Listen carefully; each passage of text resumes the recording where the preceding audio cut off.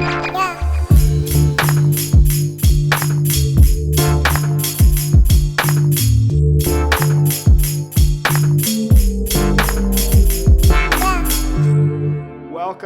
back to the 1000 Amp Podcast, where we talk about indie game development. I'm Matt Schell, and I'm joined today by Kyle Kukshtel who is working on Cantata from, what's the name? After School Games? Is that the name? After School Studio. After School just Studio. After School. Yeah. After School. Yeah. They're like the after school program where you have to go after Exactly. school. Yeah. Love it. So thanks so much for joining us. You and I were just talking about how we met before we started recording, and we were trying to narrow it down. You know, we definitely have kind of bumped into each other around New York, and then also just around the game scene in San Francisco and GDC. But I think where we actually met for the first time was at the Artcade event that you organized in New York City. Yeah. Which was great. Yeah, it was sort of like a string of I think we did 3 of them, but my friend Davis was definitely spearheading it, and I was sort of like, it was a thing that I did when I first started moving. I guess once I'd first moved to New York as a way to like do cool stuff in New York, and I got connected with Davis through Killscreen back in those days. But basically what we did was we were trying to we didn't try, we did it. We organized 3 events, one each year, where we would basically curate a selection of like cool indie games for people to play. So it wasn't affiliated with like any other institution or anything. It was mostly Davis and I just being like, what cool stuff can we show? So we were like the first people to like show Thumper ever in the public setting. I think we were one of the only people that ever showed that game Bennett Foddy worked on, where it was like the NES ROM thing where you pirate. could and then we showed just a lot of other stuff that kind of over time and I think there's more stuff like that now generally, but in New York nothing's really happened like it. I mean, obviously now with COVID it's impossible, but it was really cool. We had a great space. Culture Hub was sort of the lead organizer in terms of the space. They're like this Culture Hub and La Mama is this sort of experimental theater company in New York, but they had like just got this like giant space in kind of near the Lower East Side, and so we were just basically set up some screens, set up some consoles, and then it changed a little bit year to year, but the general idea was the same, where we'd have people bring in cool games and then basically invited the public. I think it was free. I don't remember, but people could just come play games. Yeah, and I think it was free. Had a pretty good crowd. Yeah. So yeah, we met there, and then I think because we were running a panel series as part of the one that you were specifically at, just about I think the theme was about like the future of the arcade. Yeah. And I think at the time you were working at Unity, and Unity is actually, I don't know if I have it. Where's it at? Oh yeah, here we go. This is one of my favorite books right now, is the Unity engine and the circuits of cultural software. What? And it's sort of about sort of like the weird permeance and domination of Unity in the sphere of like interactive art and game making. Isn't that interesting? I want to read that. That looks cool. Yeah, it's can we cuss on this podcast? Yeah, of course. Yeah.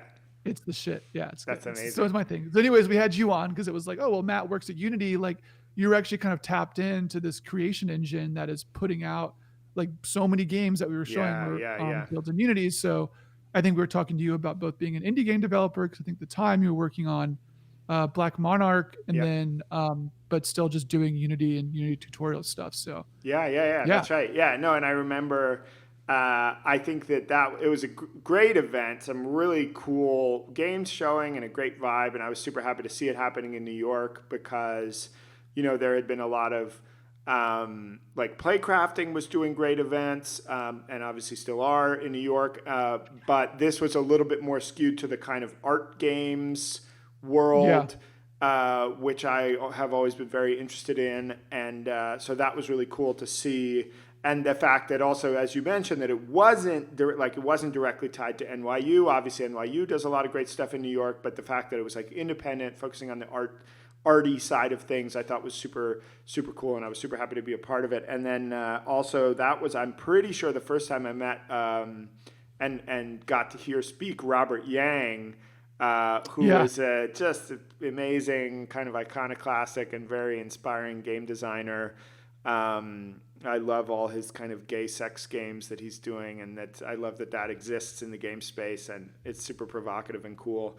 So that was great to hear him speak and to get to meet him there. And yeah, it's just, I think that just to touch on something that you said earlier that's super cool and interesting and is a kind of a good tip for people is like, you're like, yeah, I was in New York. I wanted to do cool stuff with games in New York, or you came to New York and you wanted to kind of get plugged in and meet people, and that's such a great way to do it. Like there's Yeah. two kind of like tricks that I have for people when you're trying to move into like a, for lack of a better term, a cultural network. Like Yeah. it's you want to be part of the scene, right? I'm somebody who's always been drawn to scenes and art movements. I was a musician for a long time, so that was always very scene, driven in these communities of people making things, and putting on an event is this great way that you can say, hey, you could just invite the people that you want to meet, that you want to be together. It's like a really cool.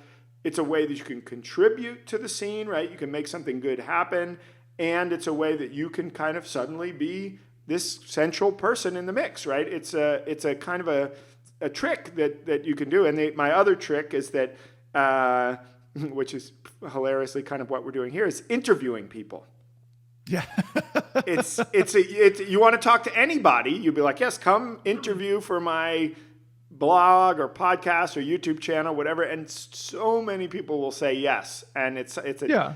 a thing that I used to do in music all the time. If there were artists that I wanted to meet, I would just be like, yes, I want to interview you. And then I would meet them, and then we would talk, and we would get to, or, half the time we get to be friends, and sometimes they were a jerk, and we were like, okay, great, bye. But it's a great little sort of mechanism that if you're somebody who's interested in scenes and culture and community, that like, I feel like people get really caught up waiting to be picked, right? Waiting to be Yeah. invited.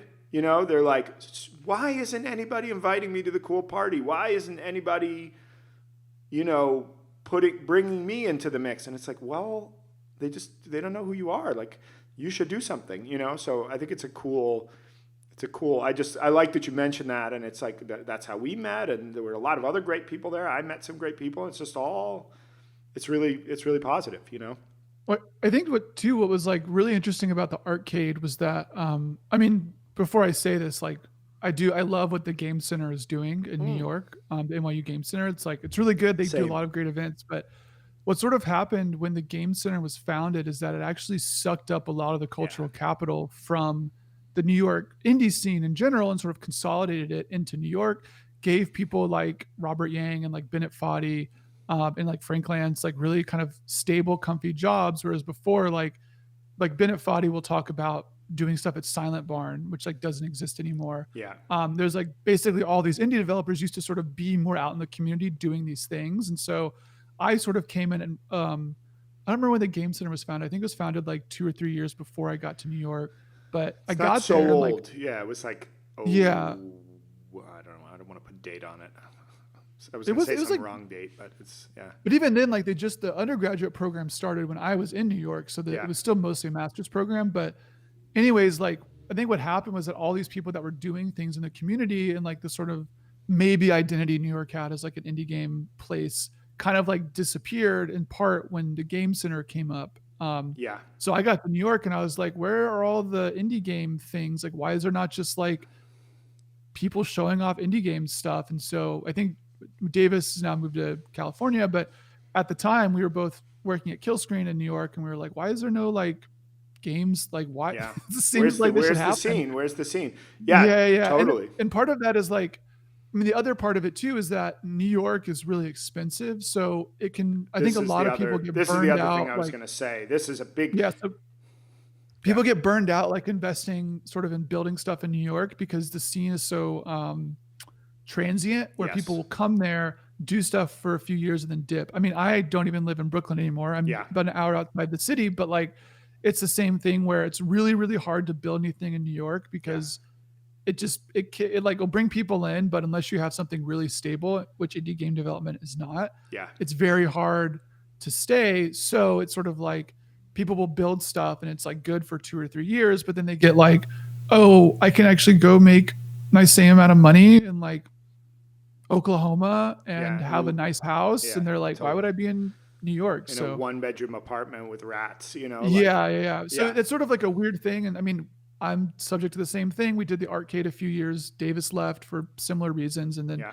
I left actually just a few months ago. But it was definitely hard to sort of like feel like there was a cohesive scene in New York because there was so much turnover, kind of like on a yearly basis. I totally agree. And as you know, so I had a interesting and this was a dynamic I also experienced in the music scene, very, very similar dynamics. And I had the experience of having grown up in New York and been a lifelong New Yorker, witnessing that as somebody who was more kind of anchored in New York. My family was there.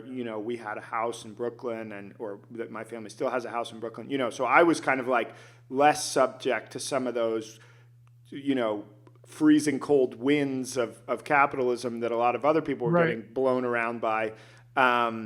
But I definitely saw that happening, and there definitely was that feeling of kind of building sandcastles that were going to get blown away. You're trying to build a community, people have to leave. Somebody has a kid, suddenly you're like, oh my God, I have a kid. How can I even do this in New York? I myself recently moved, about 3 years ago now, moved to Berlin in Germany. What's funny for me is that I have this very kind of romantic relationship to New York, having grown up in the 80s in Tribeca. Tribeca now is like, I think probably one of the most expensive pieces of real estate in the world. Yeah. When I grew up there, it was like empty factories, when I was a little kid, and I kind of remember that. And all my parents' friends were all artists and dancers and stuff. It was like a Right. totally different vibe, and experiencing that and then seeing it all get basically taken over by bankers. You see these guys in their blue shirts showing up in the 24-hour deli, and you're like, what the fuck are you doing here? Like, get out of my neighborhood, I mean, and then I've kind of gotten a little more zen about it in recent years, that like, this is just the life cycle of cities and the life cycle of neighborhoods, and things rise and fall and get gentrified and cycle back down. I think New York actually might be going into the reverse cycle now. They have this huge budget shortfall because of COVID. I'm a little bit worried New York is like going to go back to the bad part of the 80s, with the crackheads and the violence, we'll see, but Well, I mean, I just saw like the other day because like Trump in his infinite wisdom has declared New York a anarchist jurisdiction or something. They're using that as a reason to withhold funding, federal funding for the MTA. So it's like, if the MTA shuts down, like, which it's been creeping along and really struggling. It's been creeping along. And it's already experiencing budget shortfalls because of COVID, and now they're withholding federal aid. It's like, that means that like people can't get to work. Like, people don't really have cars in New York. No, they don't. Because it's all transit based, and so if that transit system goes down, like, that's the lifeblood of. Totally. I mean, even just like when the L train was going to go down, like, that was 2 years ago, like, just cut off the real whole estate neighborhood. Speculation. Like Williamsburg just and Bushwick just basically got cut off. Yeah. Everything like dropped out. People left. That's just like one train line. Yeah, I know. Granted, it's an important train line. It's like the artery of northern Brooklyn. Yeah. But like, if the MTA goes down, man, that's like. Or just gets really much worse. It'll never go down, but just gets much worse and worse and worse and worse. It's going to have crazy systemic effects. I mean, we really are in what's kind of wild is like pretty much my entire adulthood, we've been in a kind of an economic boom, minus 2008. But even that, it's been kind of going up and up and up. And I think now we really may see real recession and real change. Everybody in America is used to, we're getting so far away from indie games, but I think it's good. Everybody in America has had the experience of like property values just going up and up for decades. And now COVID has really rewritten some of the really fundamental rules. People are moving around. Everything is changing, and I don't think we're ever going back to the old normal. So it's going to Well, I be think it's exposing how, especially in America, there's such a fine line between success and failure. There's just no oh social support man, net on this top of is that. So like, yeah, yeah. And so that, I mean, getting back to indie games, right? Like that's what's so hard is that like, yeah, especially in America, it's like living in general is like a tenuous proposition totally, where even people who have stable jobs, like what is stable in one day, like during a pandemic, like yeah, I mean, it's also the case too that like the richest people in America are getting even richer during the pandemic, and everyone else is basically suffering yeah, job losses. yeah, So yeah, it's not even like if you had the relatively stable job that um, the pandemic is wouldn't affect you. Instead, it's like, oh, people are just losing their jobs everywhere. There's no the government is not paying anybody anything. yeah, So screw you. And it's like it's really hard, like knowing that, and then also living in the most expensive place in America, where yeah, you're like, well, I'm paying so much money for rent because it's supposedly worth it, but like if that falls out, like all of a sudden you're sort of stranded. yeah, So I think that all this to say, right? It's like being in New York as an indie game developer is really hard. yeah. And it also makes sense why people like the game. Well, it makes sense why the game center was able to attract so many people because it's able to offer them It's like like an tenure island. track Yeah, positions of stuff. And then that's like, and that's really nice. Is sort of like, but at the same time, it's really bad in America where you have to rely on educational institutions to provide stability for artists, because yes. then that creates the weird economy of like adjunct professoring and like all this stuff. So Yeah, yeah, yeah. Which is um, the totally. I mean, it's very rough. I'm a fan of what Frank Lance has done with the program there, and generally that I think it's a good program and it's a net positive for a lot of things. But I'm very anti, high level academia in the U.S. I think it's an absolute feudal nightmare. Now, having known a bunch of people who have worked in both tenured professors and adjunct professors, it's a total system of feudalism. They're selling all these people diplomas without real jobs. There's so many people getting PhDs, and there's so few actually stable positions. That is a total pyramid scheme that is absolutely due to collapse. And I think COVID has just kind of come and kicked over the sandcastle. And a lot of people are going to have to really rethink. I mean, you saw all this stuff of. This is like turning into a political podcast, but like, it's good. It's good. It's my fucking show, okay? We can talk about whatever Yeah, we want. do what you want to Yeah, do. like you see all these universities trying to say, oh yeah, we're shifting to remote learning only, and we're not giving you your money back.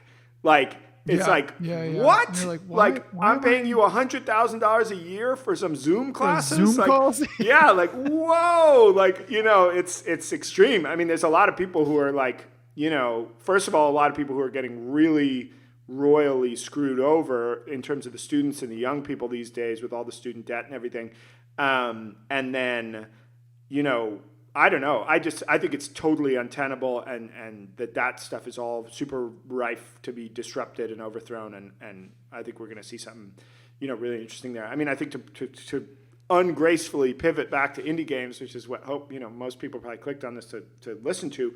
I think that this theme of being I mean, as someone who lives in Europe now for a couple of years, the experience of being an independent artist in Europe is so different. And I think a lot of people in America do not understand this. It's just part of the American propaganda system that they just don't really want people. They're like, oh, that's socialism. That's socialism.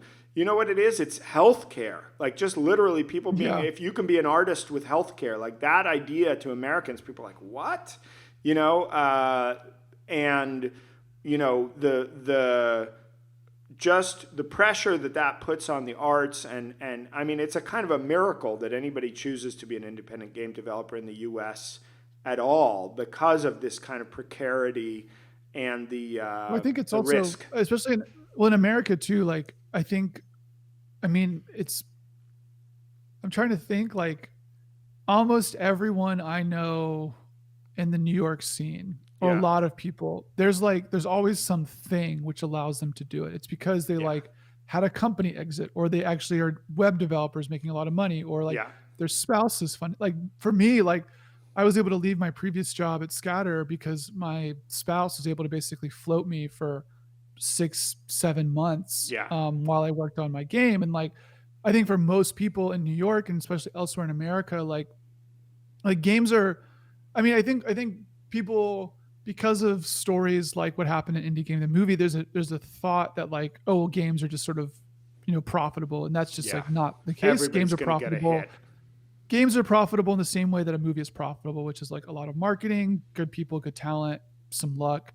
So there's not like it's not like a trade where you can just do it and make money Yeah. really, Yeah. unless you're specifically trying to be employed. So this notion of being an indie game developer is like you're saying, you're basically like a solo artist, and the Yeah. way a solo artist survives in America is not through art funding; it's through someone else giving them money to do their art, or if they've basically got a trust fund. Yeah. And so a lot of people I know in New York fall somewhere along that spectrum of like, the reason they can do indie game development is because there's something else that empowers them. And I think that oftentimes that is like very hidden, and it gives the wrong image to people who are interested in getting in it. And it's like, oh no, like my spouse works in mobile development, Yeah. or she's a programmer, and then other people are like, my spouse does this thing or this thing or Yeah. this thing, or like they're like, or other, they're just straight up like, oh, I'm rich, so I can Yeah. just do this. And Yeah. it's like, especially in New York where everything is so expensive. So I think that that's something that is like often hidden from game development. And I think you see this sometimes on like Gama Sutra and stuff, but that like the idea of an indie game developer in New York only works through that. Like you still need that same support you get in Europe, but it just doesn't come from the government. So Yeah. it has to come from somewhere else. I think that's a really important point, and I'm happy that you brought that up. I think that this is a real bracing cold bucket of Bracing cold water truths. for a bucket of cold water for all our starry-eyed aspiring people getting ready to quit their job and go indie. But I think I feel like we have a little bit of a responsibility as people in this space to be honest about this. I've talked to a lot, not just in the States, but all over the place, talking to a lot of folks who are like, yeah, the reason that I can just be an indie developer for years at a time is exactly because my spouse has a really high paying job, or Yeah. because there's some externality that is funding that. It's not that, oh, I had a hit indie game and now I'm living off the proceeds for 2-3 years. That is really a rare case. And I think it's pointing out Indie Game the movie is a really it's a weird one. I feel like that single movie, very well made and good movie, but really talk about the power of narrative and the power of a kind of a story to kind of launched 1,000 ships. Like so many Yeah. people saw that and they were like, well, Phil Fish and John Blow and Ed McMillan, they can toil and really struggle, really go through hell, but then they made $1 million. It's also very Yeah. American, right? It's like this kind of capitalist Yeah. It's like rugged story. individualism. Yeah. But even then, like people like John Blow, like I think it's sort of similar. Like I remember at the Game Devs of Color Expo, I think 2 years ago, there was a talk about privilege, and specifically like I think that a lot of people there felt like, I mean, for good reason, that it's very hard for them to break into indie games because they Yeah. don't have a lot of the same rights as often people of color have like been disenfranchised from rights in America for a long Yeah. time.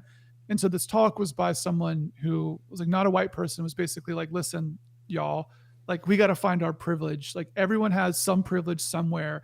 And once you find it, you've got to like milk it and like make Yeah. it happen. And I think like the point about like people in Indie Game the movie, like Jonathan Blow was like a systems programmer at like other big companies. It was like a very Yes. talented programmer before he made Braid. Tommy Reffens, like the programmer of Meat Boy, he was like also a programmer before, and He then was on Alien Phil Hominid. Fish was like, And yeah, and like was Phil Fish was yeah. like a good artist, but his programmer, I think Dom or whatever his name was like also Yeah, working in Renee. games a lot. So Yeah. like, and I think the other thing, it's like similar, right? Where so many people who are like good indie game developers aren't just like one day they pull up a Unity tutorial and they just start. It's like a lot of the successful people are like spin-outs of AAA studios or Yes. long programming careers.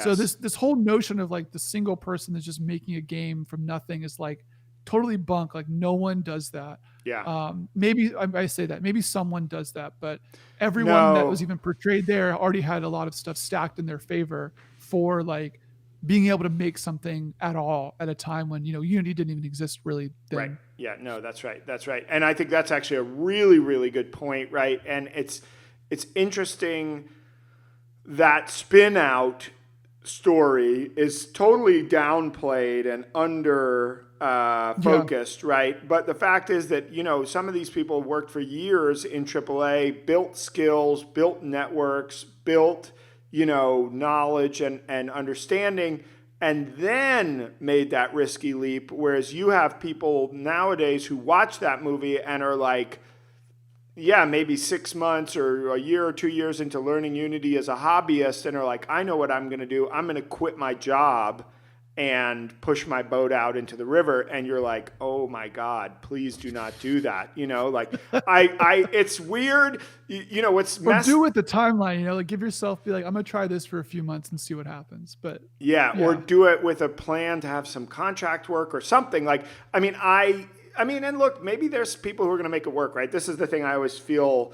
I'm like, am I too negative? Like, but am I too like beaten down and hopeless? But like, I feel like it is.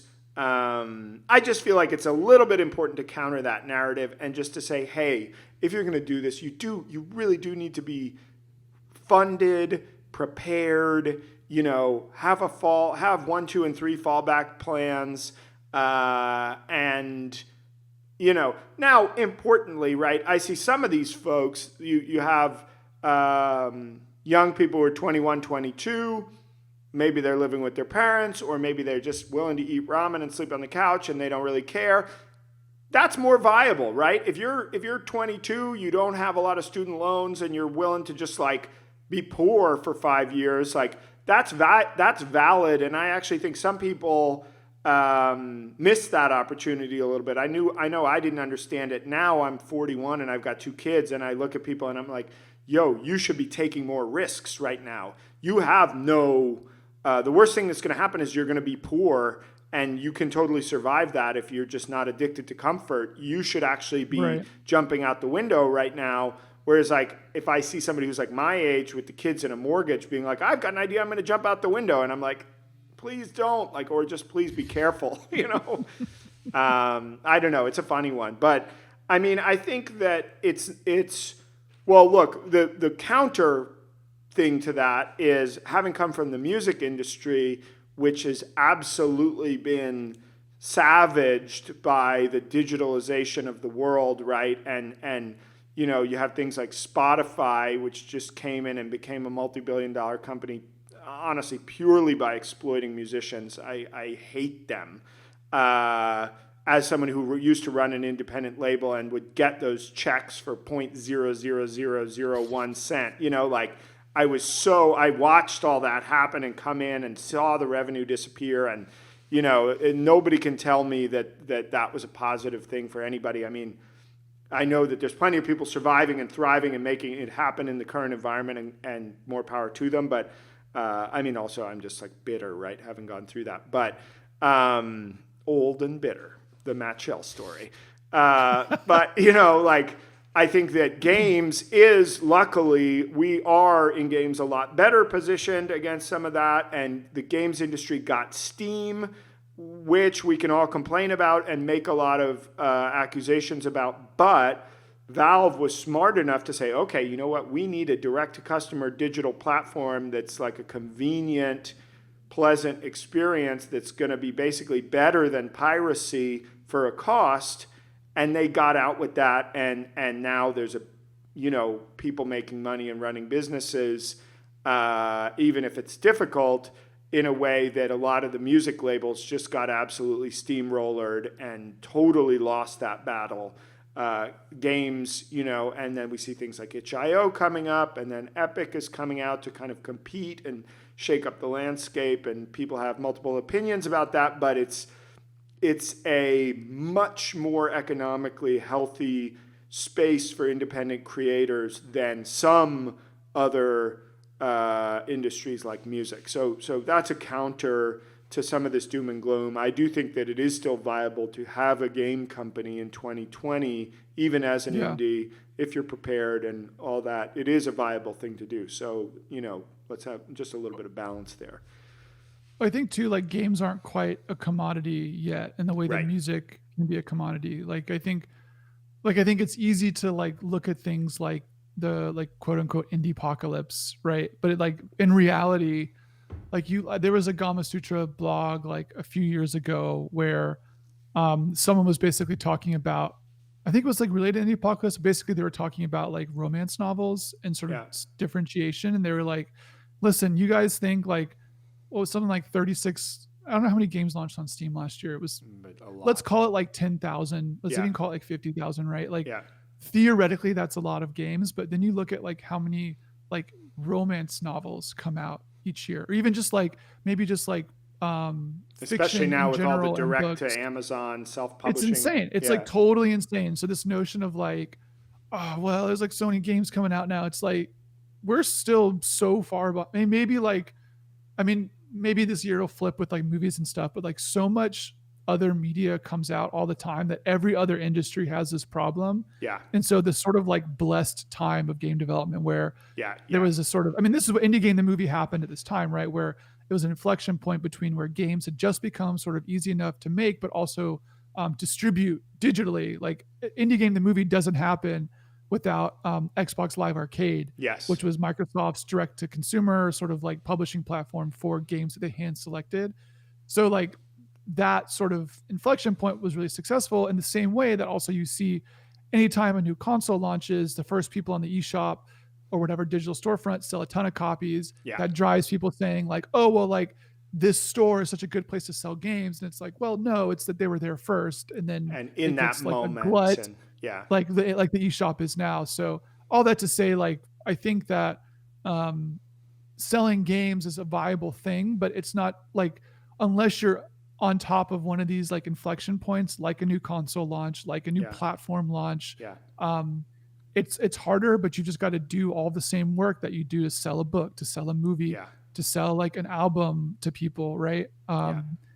So I think that that's like one, games are resilient in that way, but at the same time, the actual production of them, I would say is harder than making like an album or something. So Definitely. there is still sort of this like gap of um like I've got a friend who like makes beats on Twitch, and he can make a beat on Twitch in like 20 minutes. And it's like, Totally. can you make a game in 20 minutes? Like, can you make a game that will sell a lot of money in 20 minutes? No. Like Yeah. probably not. No. Yeah. So I Totally. think that so there's a little bit of there is some resilience baked into games that I think because like no one is like going into music right now because they're like, I'm gonna make so much money with my It's going to be album. so But easy. Yeah. yeah, no one says that, but people do say that about games because in part it is true. You can make a game and have it make millions of dollars Yeah. in a way that albums just don't really anymore unless you're like gigantic.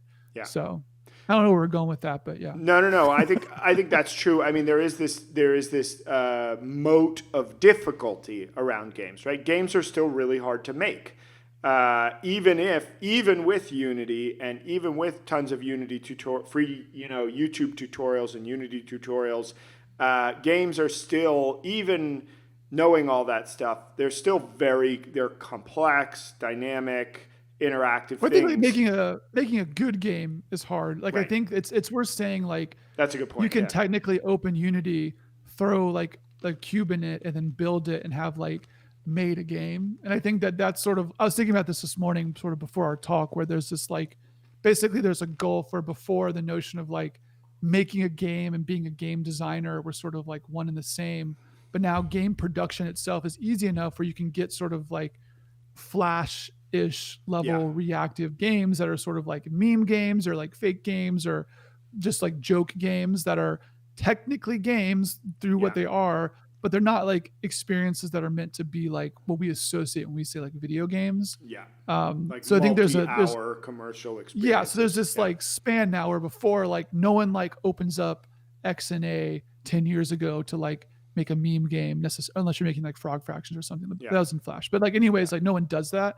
Whereas now like Unity is more of a general creative tool that can just produce stuff. So like Yeah. it's like very easy to make games, but to like become someone who is like a game designer, like a proper game developer, which I don't mean to gatekeep that, but I think basically No, there's a I mean, span of or maybe possibility a between commercial like, game developer or yeah, something like like, someone who's like making games to make money now yeah.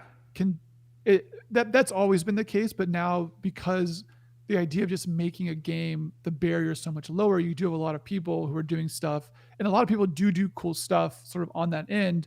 Like I think a lot of the sort of like people who are in their fourth year programs in some sort of like gaming adjacent thing will like make some whatever thing as part of their like fourth year thesis or whatever, Yeah. and then that itself rolls into like itch and then sits alongside other stuff that's like teams of 15, 20 people, Yes. but that like one person thesis project can actually influence the discourse now in a way that that 15-person project might or might not. So I Yeah. think there's a span of possibility now, but I think like just to like bring this back, like making commercial games is probably as hard as it's been ever, but just the work of what's hard about it has sort of shifted. Yeah. Like the tools are easier, but that doesn't mean that the game is better Yeah. necessarily. I think that's a really good distinction to make, and I think that you know, the kind of barrier to entry has definitely come down, and that's it's a kind of a self balancing system, right? It's like the barrier to entry comes down. There's more noise. There's less attention to compete for, and those two things kind of have to find some kind of equilibrium, and that's what everybody is struggling in the middle of. I mean, I think from a Yeah. pure abstract artistic perspective, we now have a much greater diversity of expression and outputs, right? It's not only Nintendo who can decide what a video game is. You have all kinds of weird things getting made, and that is definitely going to make the discourse broader and more interesting. And I think that, like, just personally, like, I've been on this kick of I was playing Factorio a ton, which is, it's funny, like I've been playing Factorio, and then you go on the Factorio subreddit, and it's literally all people who are like real engineers. Like Yeah. the discourse is like up here, it's all about material science, and I'm like, whoa, But the fact that and Factorio, from all the signs I can see from outside, is a very commercially successful game. Like they're selling a lot of copies, and they've got a pretty good sized team supporting it, and they just went to 1.0, whatever. But like, that is, in my mind, such a niche kind of thing, but it can find a community, make money, make significant money, sustain itself, find a community of players. Like we're in a moment where these weird, highly specific offshoots and things that if you brought that to the head of Nintendo or Sega 20 years ago, they would be like, what? It's a game about building conveyor belts? Like, is there a Yeah. gun? Like, what? Is there a gun? Is there a gun? There is a gun in Factorio, actually. But, I think about it's like, there was this it's good. well Tom Francis, who made Gunpoint, Yeah. had this blog a few years ago that was basically like no one's played your game. So Yeah. and it was about specifically like Gunpoint, which is like a relatively successful game on Steam. It sold enough to help him be like an independent developer. Yeah.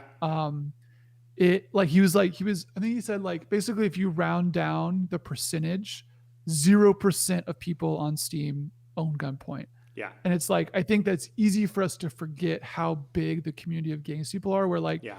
Steam has something like 250 million concurrent users typically, or like 250 registered accounts, concurrent rolls around. But basically, like It's crazy. you sell 1% of that, and that's 25 million people. Which Yeah. like any game that sells 25, is that right? Yeah, 25. No, Yeah. If it's 2 million. No, it's yeah. 2,500,000. Yeah. Sorry. Yeah. So, but like still, you sell 2 million copies of a game, like that is a big deal. That's only 1%.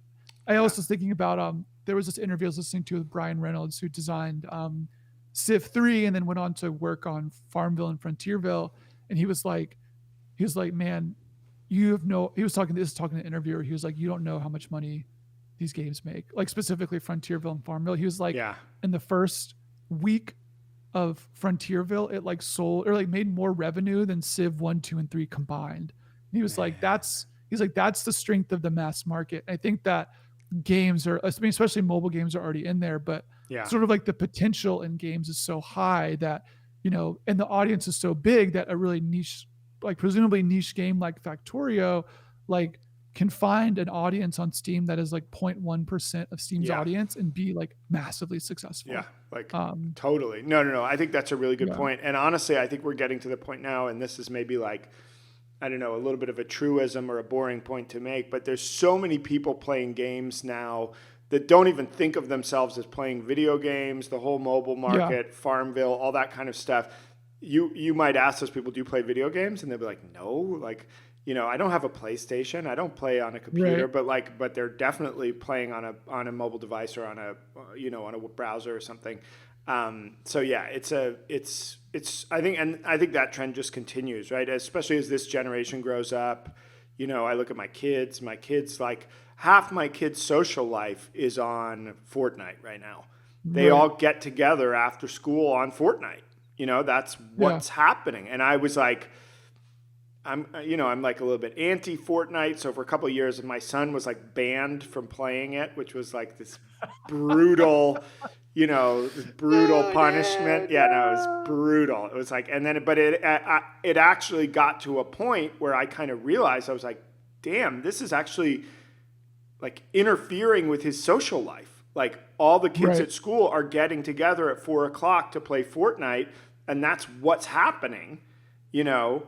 And if he's not allowed to play, he's actually getting like ostracized, and that was actually what kind of caused me to be like, all right, forget it.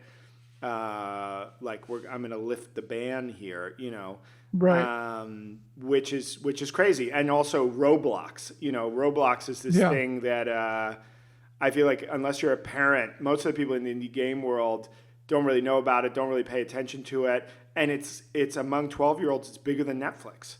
Yeah. Like it's crazy. So there's this whole wave of weird stuff bubbling up behind us. That's like, who knows where that's going to take the thing. Yeah.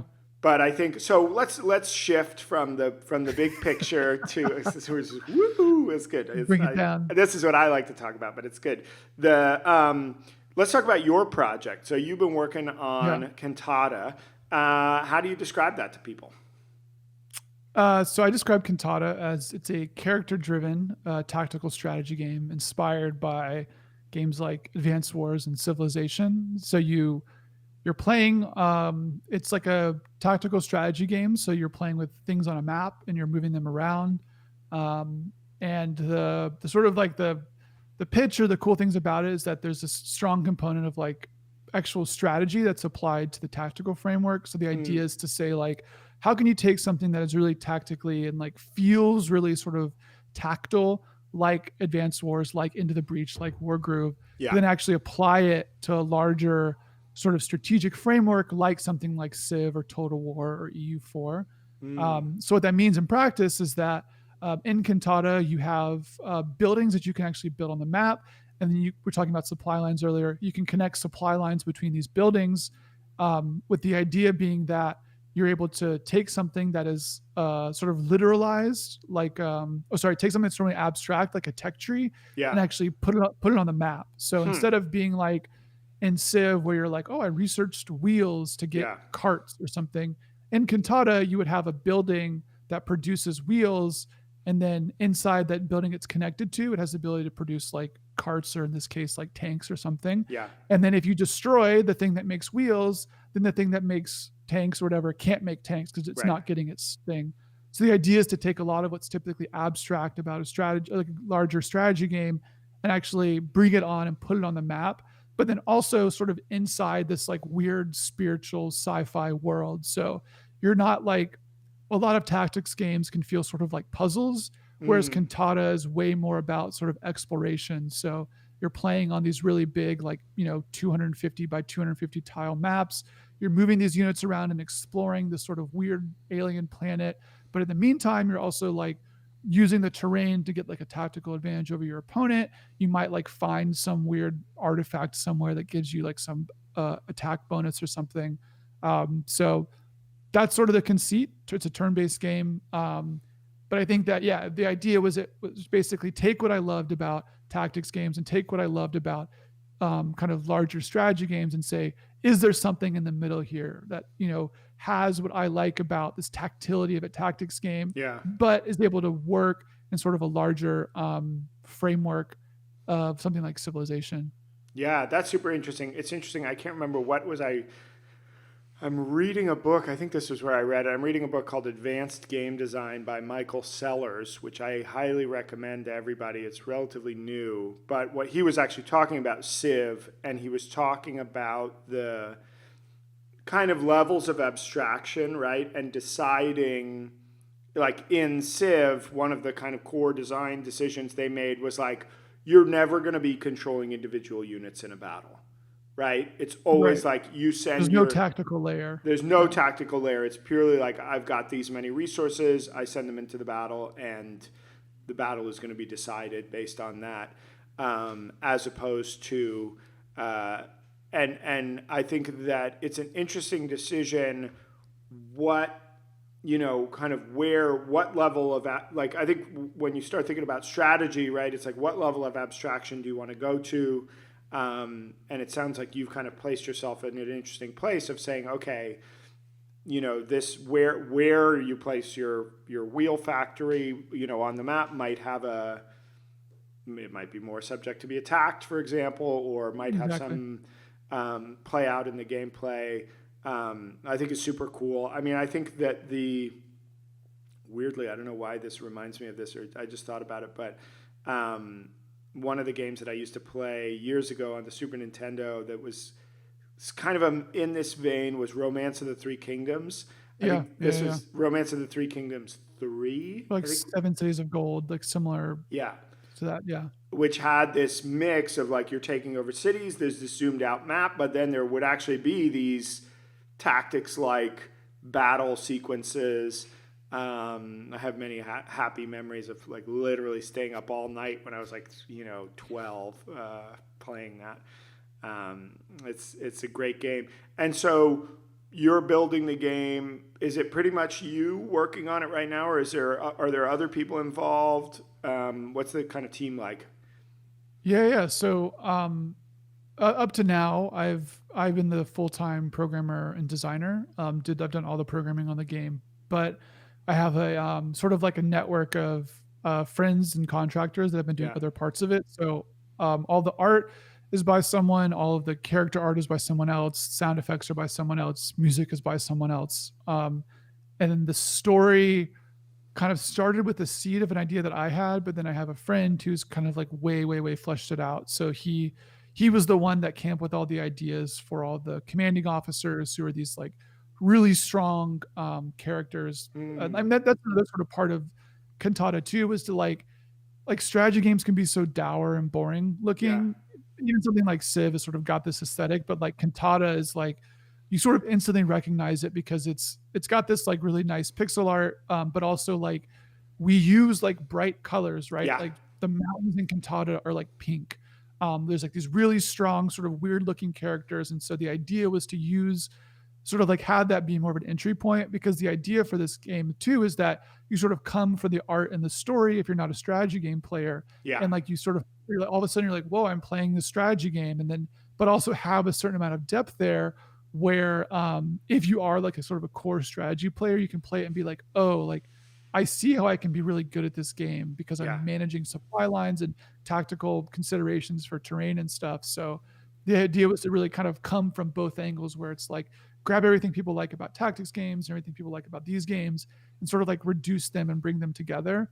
And the art I think is a huge part of that. And so I'm very, very thankful for the people I've been working with to make that stuff. So um, yeah.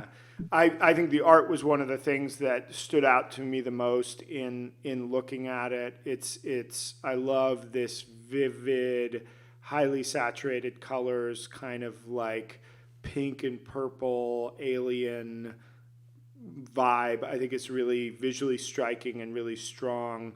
I think the decision to focus on characters is also interesting and is something that is not so. It's funny because it's weird. I'm going to keep connecting back to Romance of the Three Kingdoms, but this was such a thing there where it was like it was all about kind of effectively collecting these generals that were historical characters, and then everything was kind of hinged around these people. But then it was this kind of strategy tactics kind of thing, and I always enjoyed that. And I feel like that's something that is a little bit maybe underrepresented. It's not a. I mean, I'm also not like a super core strategy player that I know every game in the genre, but I feel like it's an interesting take on it, and it's not something I've seen so much.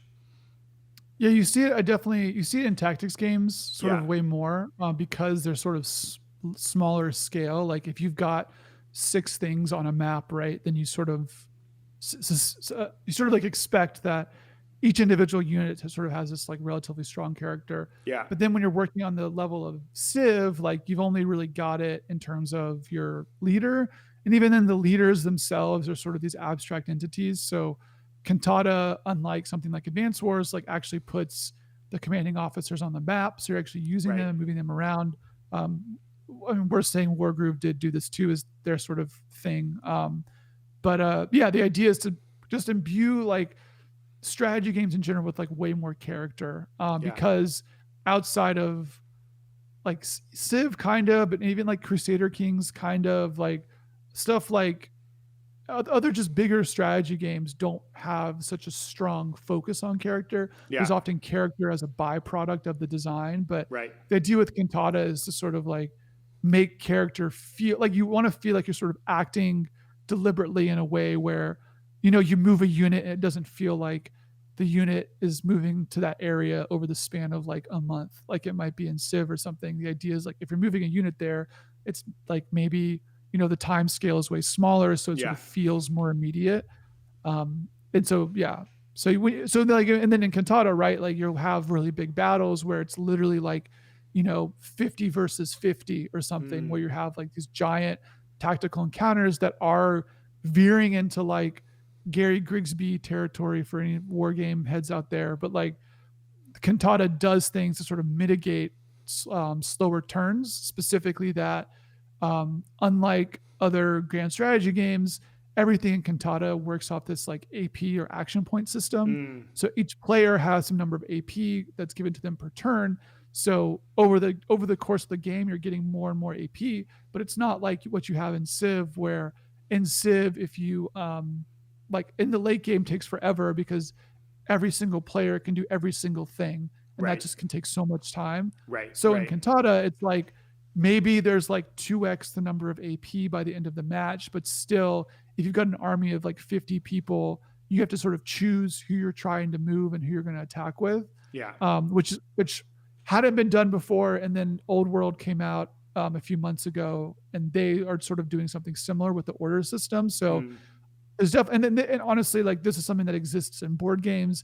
I right. sort of borrowed it from this game called A Few Acres of Snow, but I think the idea is to say like, how can we make compelling tactical games exist at a large scale without like getting into Gary Bogging Grigsby down. war gamey type stuff. It's like way sort of, it's still a little more streamlined in terms of how player stuff goes. So I don't remember what the question was, but No, no, no. It's super yeah. interesting. I feel like that definitely can be a little overwhelming for folks, right? You get to that stage where you've got tons of units, and you're like, oh my god, I gotta, you feel like if you're not moving every unit, you're leaving points on the table, right? You're like, so Right, right, right. you feel compelled to like review every single unit, and if there's a ton of them, it just gets like a little bit overwhelming and slow. So I think that's a cool solution to force. I don't know. I feel like it was since we're talking about Civ, that was one of the things that they were encountering, that everything was slowing down, and they just made the map like twice as small. Yeah, And then it was exactly. like Yeah. suddenly it was like, oh, whoop, now conflict is happening. Now everything's got to start to snap, crackle, and pop, right? And I feel like that from a game design perspective, I'm kind of in a mode right now of trying to study game design and think about game design, really realizing how bad I am at it and how little I know about it. And it's brutal. But this, I think that people underestimate the force and the energy that you get from limiting, squeezing, shrinking, pushing people into decisions by confining them, and how much more interesting that can be. It brings to mind Michael Brough Yeah. of 868 Hack and many other amazing games that, he's got these tiny Cinco grids. Pals. It's yeah. It's like, I mean, he's Cinco Pals is crazy. I really got very absorbed in that for a while. It's so strange and hard, but just talk about like weird alien environments, right? Like the music, it's amazing, so good. But Well, I think for Cantata, like, for what I wanted to do was that I think that a lot of like I'm trying to sort of go. I'm trying to say like how can Civ actually work at that 2x scale before they oh, reduced that's it, and I interesting. think that what what Civ did was that the structure of the game was such that it really relies on these like high signal moments of like discovery, conflict, blah, blah, blah, all the time to feel like it's compelling. And one thing I'm trying to do with Cantata is like again moving away from this idea of puzzles and strategy games, instead making it be more about exploration and say like, oh, actually conflict is interesting when it's not what you're always doing. Because the other part of Civ, right, is that like if you're playing with friends, it's not like you're fighting all the time. You're Yeah, probably not actually engaging with a third of the game for a third of the game, yeah, or like even half the game, or maybe ever. Like everyone just goes for a culture victory. So one thing I'm trying to do in Cantata is say like, no, you'll fight other people. That's like part of the game. But the idea of Cantata is to actually sort of think about it more of like a kind of like thinking about it in terms of like negative space or pacing or like tone, where when conflict happens, it sort of happens after a potential lull. So it yeah, becomes sort of important versus like something like StarCraft, where you start a game of StarCraft and you're in conflict immediately and you're yeah, just totally in conflict for 45 minutes. yeah, And that's like really intense. Or like Dota, or like most, or even like any sort of small scale tactics games like Final Fantasy Tactics, Advanced Wars, Wargroove, Into the Breach, etc. You're yeah, in combat immediately. For yes, Cantata, it's like because you're trying to get this idea of exploration, like combat will occur, but it is not the point. right, So I think about it too, like a little bit like Heroes of Might and Magic, like 3 or something, where there are turns where you're just exploring and finding stuff and not just fighting all the time. yeah, And so Cantata is sort of about that. It's like I'm building up my base and I'm connecting to supply lines, sort of Factorio style, and building units and sort of expanding, but I'm not like engaged all the time in combat. I have yeah, other objectives and things I can be doing on the map. And when combat happens, it's fun and satisfying and cool. And you can sort of gear towards that, and it can sort of evolve like because of this nature of like something like, again, like I'm going to invoke Advanced Wars and Civilization to a point, right? Like yeah, once you build a barracks in Civilization, or once you capture a factory in Advanced Wars, that's where the units come out. yeah, And in Cantata, you actually can control where you're producing stuff. So imagine you're exploring out on some far side of the map and you encounter like an enemy force, but you're concealed so you don't see them. You can actually start building buildings and connecting supply chains over in that area. right, So you can actually move your source of production closer to the front line. And then all of a sudden the map has this sort of like shifting thing where before maybe you're over here and now you're sort of focusing over here. But right, then also like because there's this AP system, you're like the choice to sort of move production to this side of the map is like a choice that's manifested in terms of the mechanics, because it's saying like, oh, well, you're spending AP to build these buildings instead of continuing to explore over here. So that's like a choice you're making as a player, and it feels like a deliberate choice.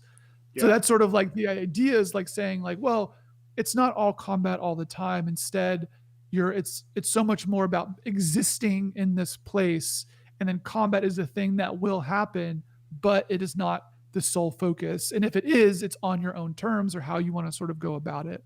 I think that's super interesting, and I think it's just the way you're describing that kind of decision around how to spend your AP.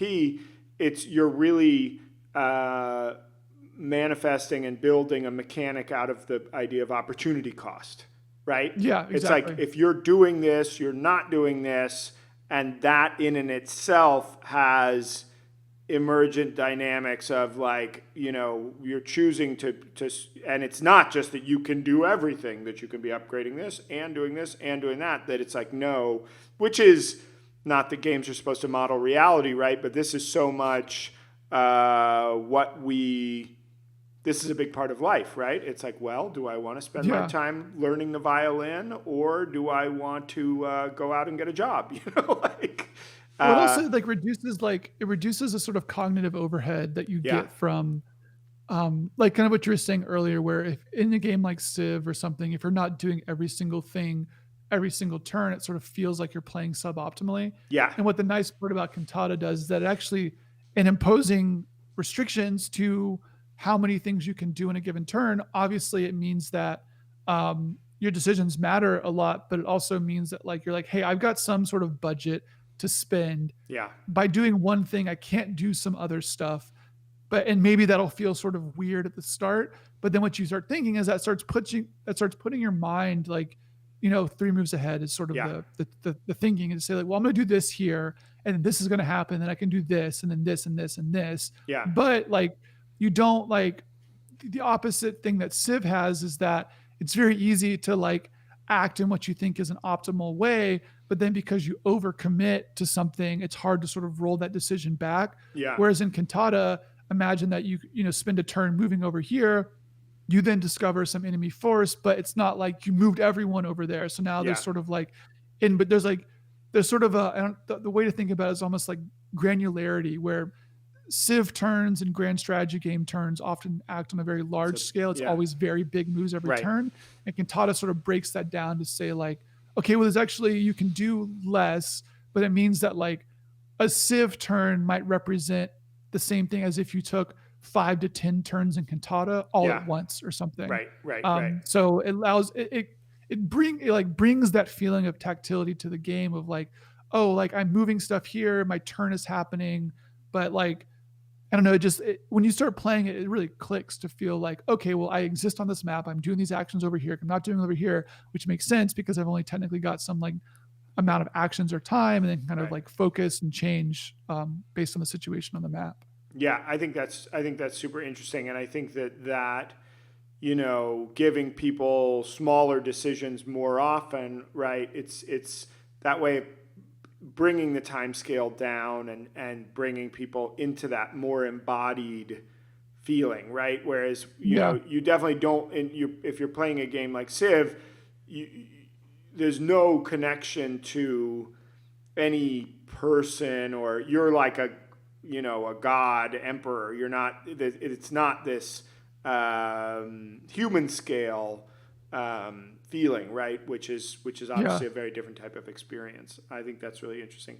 I wanted to inelegantly segue to talk about the the something that we were talking about before we started playing, and something that's of interest to me, and I think to a lot of our audience, is that one of the things that you've been working on in building the game is building tools. Yeah. And you've just published a tool called Depot, which I was telling you before we started talking that I ironically kind of ran into. Maybe it was a predecessor of Depot, as I was researching ways to handle item databases in JSON. I was looking at it from a Unity perspective, and saw some of the work that you were doing with CastleDB a couple of months or a year or two ago, and was kind of looking at that, and then now you've just released Depot. So for folks who are interested in checking that out, what is it? I mean, the first thing I think I'll say is to kind of like bring it back a little bit to our conversation about like being an indie developer. Yeah, I think one of my perspectives on what it means to be indie is like, if you can't make a commercially successful game, I consider sort of like the MO of indie development to be able to empower the rest of the indie community. So mm, a lot of indie developers, I mean, unless you came from AAA, which a lot of people have, there's not like shared institutional knowledge amongst indie game developers because we're all disparate people scattered around the globe. So the only thing that we have is sort of like the internet and some of our friends. yeah, So I kind of consider it, I've taken it on as like a personal responsibility as a self-proclaimed indie developer to be able to like give back to the community in the wake of stuff that I'm making. So I'm like, when I'm working on Cantata in part, I'm like making this game, but also I'm trying to make stuff that I can then give back to the community as like a thing. Cause I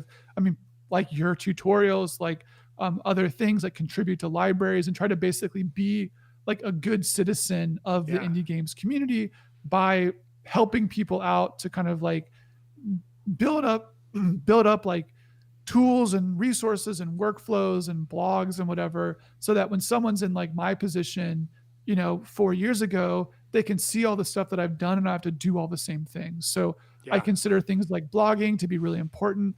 I consider tool making to be really important. And I think a lot of times it's easy to sort of see it as like ancillary, and to a degree it is. But at the same time, I found that that stuff often is like brings me a lot more personal satisfaction sort of day to day than like working on Cantata, which is like a pretty big project. So the idea and the reason that Depot exists and my other tools and stuff have existed is not because like it's like altruistic or whatever. It's that like I consider it like part of my job as an indie game developer to be able to give back deliberately to people and do so in a way that's like well documented and it works. It's not just like, Yeah. I think some indie people will be like, here's my engine, and they just like throw it up on GitHub, Just like and there's like a random. Yeah. whatever, and it's like, okay, yeah, but like you got to help people out. So that's like what I've tried to do with my stuff. Like, we'll get to Depot in a second, but like Sure. Sure. Yeah. I like contributed to like the Steamworks library that Facebook maintains. So like I programmed all their lobby code. I worked on the CastleDB Unity thing, which was Yeah. like basically a way to get CastleDB working in Unity. I try to publish blog posts on making stuff. I published this big blog post on like how to do peer-to-peer networking really easily. So I think that like, it doesn't have to be the greatest stuff, but there's this weird sort of thing that happens in game development where, so I don't know what the best way to describe it is. Basically, like if you imagine it as sort of like, if I start my finger over here, there's a sort of like where you start and where you end up in terms Yeah. of games. And the issue is that there's a lot of resources for here and there's a lot of resources for here, but this middle area is sort of defined by the specificity and the specifics of what you're making, such Yeah. that all of a sudden, as soon as you get past this like Beginner. generic 2D platformer thing, there's just nothing. And there's nothing in part because everyone is after that point making something weird and different. So if I'm looking for something online for something I'm specifically trying to do that feels like general use case enough, but no one is doing it, I'm like, oh, there needs to be a resource about this because like for the like before I published the Steamworks lobby thing, I was like, how do I use Steamworks? How do I integrate with Steam? And there was like nothing that was just like, there was zero information that just said like, this is what Steamworks is. This is what an app ID is. This is how this thing works. These are the APIs. I think Valve has done a little bit more since then, but before that, also the documentation was private, so you couldn't actually see it. So I was like, fuck, like I need to write something that just says like what the fuck Steamworks is. What is it? Yeah. And a lot of other people go through that same process and they do it and they learn all the things and then they like tell their friends. But I'm out here, mostly by myself. Like, Yeah. I don't have this community of people, and I'm like, there's at least way more people like me that are also looking at these things being like, how do I start? So Yeah. all that to say, like I definitely consider, like if you say you're an indie developer, I would say that you're one of your main jobs is not just making your game, but it's making it easier for other indie game developers to make their projects, which then can bring us to Depot. Yeah. So I think that's, just to jump in for a sec before we get to Depot, I love that as a articulated point, and it's something that I've very much felt, and somehow just through my life as an artist and as a creator, I've gravitated to teaching, and that's always been something that I've just loved, and it's also been a way that I've made money and stuff. But I think that it's making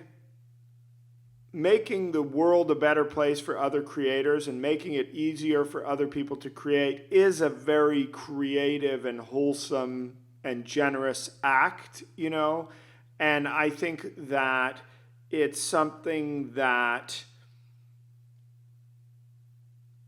this we're going to go really far into like kind of woo woo spirituality territory here, but I feel that or let's bring it back to kind of lived experience.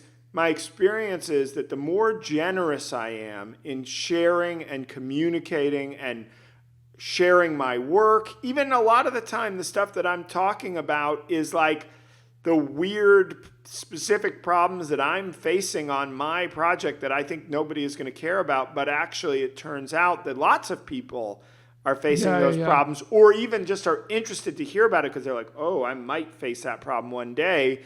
And just sharing and documenting, which is obviously part of what we're doing here, talking and doing this publicly. And, sharing and documenting is I think it's altruistic, but it's also I've found that I've really benefited from doing this. That it's not just altruistic; it's also being part of a network where people are exchanging energy and resources, and the internet puts that all on 100. And now I'm not just teaching a class of 5 people; I'm actually making a tutorial and putting it online, and 100,000 people are seeing it. And that is kind of moving energy through the network and moving resources through the network in a way that is super healthy and positive and rebounds to me in surprising and unexpected ways that allow me to work and succeed and sustain myself. So I think it's important that I think obviously many people are motivated by pure altruism, but some people are maybe less so, or maybe think, oh, it's a lot of work to write documentation for this, but it's like, honestly, what I've lived and experienced is that generous act is really massively repaid, and it's good business as well as being kind of Yeah. good for the world. Well, I think it does also make you better. Like I when I was working on Depot, I wrote this like pretty big 4-part series on my blog about just making a game data editor in Visual Studio Code. And the 4 parts were relatively generic in terms of just like, how do you get up? I mean, we can talk about Depot in a second. Yep. How do you make a custom editor in Visual Studio Code? Yeah. That was like sort of the premise of the thing. And like, um, I wrote that blog, though I wrote like those blog pieces after I was already further than the blog itself. So what it required me to do was actually like kind of like reiterate and like rehash my own knowledge to say like, oh, like what is happening? And I was like, go back to my code when I'm like putting in code samples and stuff and be like, oh, actually, I didn't really understand this. And this was actually, oh, this is actually broken in my Yeah. other thing because I didn't realize this. So, and like having to like talk about what I've done in a manner that's meant to be instructive, I've actually found myself getting better because I'm able to like understand what I was doing and why. And then also, honestly, like providing my own documentation. So like, um, I like I guess like before like the start of this year, I was on like a really big kick with learning about C Sharp's attributes, which I wrote this Gama Sutra blog on them. I'd said that they were like the secret underutilized like superpower of C Sharp and game development, which I Yeah. totally stand by. But like you look up stuff on attributes in games and like or C Sharp and there's nothing. Yeah. There's like zero stuff. And like I think it's like it's because it's sort of secret. Like it's this sort of thing where it's at this weird like intermediate level Yeah. where you don't want to teach like a noob about attributes and or like it's like the concept of them uses reflection and all this stuff. So it's an Yeah. advanced topic, Right. but like it is so useful and can save so much time. And so I was like, I need to write about attributes. So I was doing stuff with attributes in Cantata, but then I like wrote this big Gama Sutra blog post on like what attributes are and how to use them. And I've got like so many emails and some people commented on the article were just like, this is so great. They're like, I've always understood this conceptually, but there's like no code samples available Yeah. anywhere about how people do this in practice. So like that's like the stuff that I live for is like being able to say like here, and this is sort of my thing is that like here's a slightly advanced topic that you wouldn't necessarily encounter. Let me distill it down with practical examples about how Yeah. to do it and why you can use it now. Um, I I did that love with that. attributes. I did Yeah. that with Steamworks. I did that with now like these custom editor things. So Yeah. No, I think that's amazing, and I think the that point about rigor, the rigor that comes with trying to document something, and when you're just in the speed of creating something and hacking it together, you're going to hand wave past all kinds of stuff. And yeah, stuff might be Yeah. broken, and you're just like, oh yeah, I'm just going to get it working, just right. And but then when you need to stop and say the reason that this is here and the why we did this was, and you're like, actually, I don't know why I did that. I just copied the code Yeah. sample. And then you go and you're like, okay, let me go research it. And that's why. And then your understanding just gets this kind of tightening of the screws. Everything just gets kind of tightened up and tuned up. And you're like, oh, I actually really understand this. I mean, it's kind of wild. And I almost feel like a little bit guilty admitting this, but like my job at Unity for those 5 years, the amount that I learned just in learning stuff so I could turn around and teach it, and the level that I learned it at. Like I couldn't just grab the sample and be like, okay, yeah, all right, it compiles, okay, let's keep going. I had to be like, okay, no, what is this really? Because I knew somebody on Twitch was going to like ask me and be like, why is it like that? And I would have to be like, well, it's because of this. And I had to kind of harden my knowledge, and that just accelerated me through this process of learning in a way that I've almost never experienced in my life. And it felt like almost unfair that I got paid to do it and that it was like a job.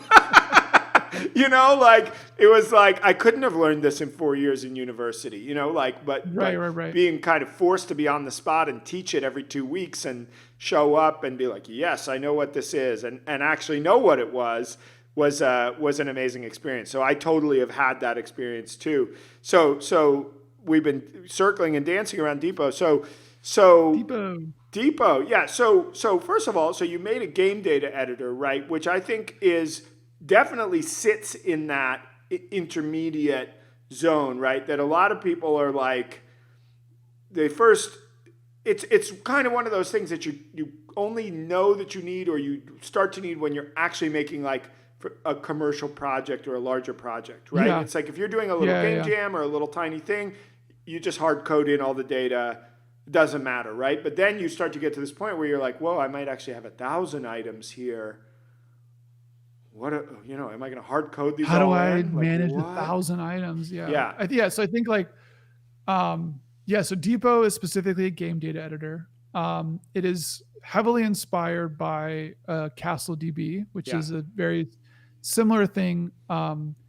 That basically what CastleDB and Depot allow you to do is that it basically gives you an editor that's like a spreadsheet that allows you to edit structured data that's structured in a JSON file, with the key fact being that the data model for the JSON file itself is saved inside the JSON of the data. So what that means is like, if imagine that you had in your game, you had imagine you had like a JSON file, and then you had a key that was called like attack, and there's a number after that, right? Imagine that you want to then ingest that file into your game and then do something with that attack value. Yeah. Well, the attack value can't be a string because it's a number, but then you have to decide when you're ingesting it, like, oh, is that a float or an int or a short or a long? And you, as someone, imagine that some like a game designer just gave you that JSON file, then you've now got to implement in your program. You just got to kind of make an assumption. Right. Whereas what Depot will do is that when you add in a field called like attack, there will also be an additional entry in that JSON file that says like, oh, this key attack is specifically an int, and it's got this range, and it's got these values and whatever. So the idea is that the data model for the data that is stored is baked into the file itself, such that when you ingest the file into whatever your application is, you can actually look at the Depot file not only to pull out the data, but also pull out how to understand that data. So go ahead. No. Yeah. So I was just going to say, so basically this is sort of like it's a bit of like what I can see now is a little bit of a narrative where I've always been sort of interested in data management in games. I when I discovered CastleDB, I was like, this is really cool.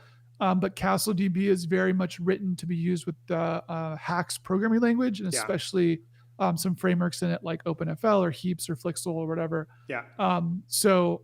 Heaps is amazing. I think low key, I would probably use Heaps after Cantata on stuff because it's great. But like CastleDB is like very much geared towards Hax development. Yeah. So at the time, I was like, this is fine, whatever. I can just use C#. I'll use like code generation to basically generate type safe data management from CastleDB, which is sort of what it's meant to do, where once you enter these data objects in your game data editor, you actually can like access the data of that database in a type safe manner because you know all the types and data values at the time. So then that happened. And then like fast forward a little bit, I'm working on Cantata and I'm like, well, Cantata's got a huge modding component. I need to be able to load in data files from basically streaming assets in Unity to be able to load them into the game. So I need to actually have some sort of structured data inside of my assets folder. And it's like, well, I could let people use CastleDB, but that's sort of hacksy. Like, what's a way to actually let people edit data files for the game in a way that's like really easy to do? And I was like, well, and then at the same time, what was happening was that C#9 was announced, and part of C#9 is that they're adding in source generators. So source generators are kind of like what Hax uses for macros, where basically it's able to take in a source file and actually put into the compiler the types that you might generate from that data. So what that means is that you don't actually have to generate like what I'm doing in the importer for CastleDB was that I was actually generating source code files that represented the data that then had to be imported into Unity's asset database.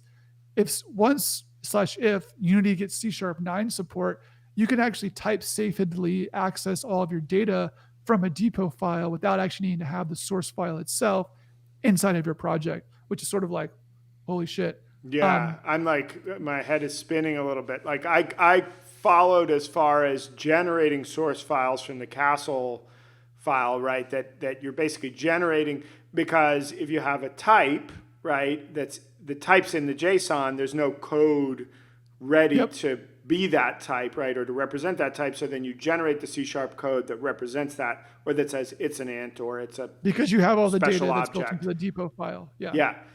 But this part I don't get. So what? Well, so let me take a step back too, just to talk a little more about Depot. So basically, there's CastleDB, which is a game data editor. They call it a structured static database. Yeah. Depot is fundamentally the same thing. It's a structured static database editor for JSON data that allows you to edit data really for anything. It's not game specific, but basically edit JSON data like a spreadsheet, but locally as well. So the way Depot differs from CastleDB in one major way is that Depot is just a Visual Studio Code extension. So you can just open, like right now, you're listening to this podcast, you can open up Visual Studio Code, go to the extension little browser, type in Depot, press install, and you now got this editor in your project. You can make a new Depot file, which is just .dpo, and then it'll use, so what Depot does, it uses this thing that Visual Studio Code added a few months ago, which is this idea of a custom editor. So because Visual Studio Code is fundamentally like a browser, it's using Electron. It has the ability to actually, instead of rendering like a text editor like it does if you're opening source files, you can actually render essentially a website in place of that thing, but pass the data from the file to the web view, as they call it. So what I can do then is I use the custom editor to basically build this sort of like my own version of CastleDB inside of code. So if you like clone down someone's repo, you can click the Depot file and you'll see the editor and all the data just right there inside of code. So there's no need to like I think a lot of people will use like CSV or Google Sheets for stuff like this. Right. But there's still the issue there where like, imagine like Matt, you like change a value in a Google Sheet or something. There's not really a good ledger of the fact that you changed that. But then also you've then got to like pull that file down and parse the CSV and then do all this stuff. And like, that's like annoying. And also to require access. And then if you, whatever, it sucks. But Yeah. like with Depot, you can basically have your Depot file inline inside of your repo, clone down the repo, see the changes. And when you commit your changes, it commits to source control. And Yeah. because it's a JSON file that's separated by new lines, like if someone changes the value of an attack or something, you'll see that inside the commit that the data itself has changed. Or if the schema was changed and you changed a variable name, like that stuff is just part of the ledger of the development cycle. So the Yeah. idea is to basically take CastleDB is sort of like the canonical example of this, but it's an external program. So the idea was to say, like, what if I just bring that to the IDE? Everyone's already Yeah. using Visual Studio Code. It's the most popular code editor in the world. If I just make it where anybody now that has Visual Studio Code has access to Depot without needing to download some other external release, that like smooths out the whole Right. process. Right. Right. Right. Um, Right. yeah. That's So that's sort of, super yeah. interesting. And so if so the kind of the main, let's talk about, I mean, that's kind of like the implementation of it, but in practice, right? What is the problem that having a kind of a game database is solving for people? So like Yeah. why, I mean, this is maybe a Why little I don't bit have it more all. entry level, right? But I think it's worth kind of stating here. It's like, what's the point of having your Yeah. data Yeah. in this way? So you're making a game. You probably have, I think like one thing that Unity I think doesn't do a good job, Unity as the company Yeah. does not do a good job of, is sort of describing um the sort of separation of church and state that is like game logic and game data. Yeah. Unity and like most of their tutorials, and this is like not bad, it makes sense why they do this, but basically Unity will very quickly, like if you've got something that's got some movement value, what they'll do is that they'll have you put that movement value inside of like a public float value, and then you Yeah. can change it in the inspector, which is really great, right? However, imagine that you have stuff that's less dynamic. So imagine that you've got, I don't mean dynamic is like the C# name. I mean like you have a value that's actually static. So like the Yeah. name of something, right? Yeah. Maybe that thing that attacks something has a name. So let's call it, I don't know, let's call it Matt Shell. Yeah. All right. Or no, let's call it something. Let's call it fuck, I don't know. Let's call it a flower. Yeah. Let's say there's a flower, right? There's a flower, and the flower has some attack value Yeah. because it's an attack. It's like Plants vs Zombies. Yeah. So you've got that flower value, that's that string, right? So that's fine, and you can basically put that right inside your code. But like, what if you need that to be translated or something? What Yeah. if you need that flower string to be translated to a different language?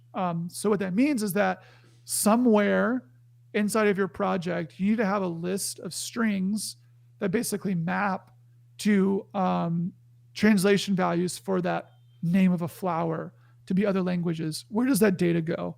Well, you could put it in scriptable objects, which is like what most people will do. That's that. I would say that scriptable objects is sort of the canonical solve for the game data problem.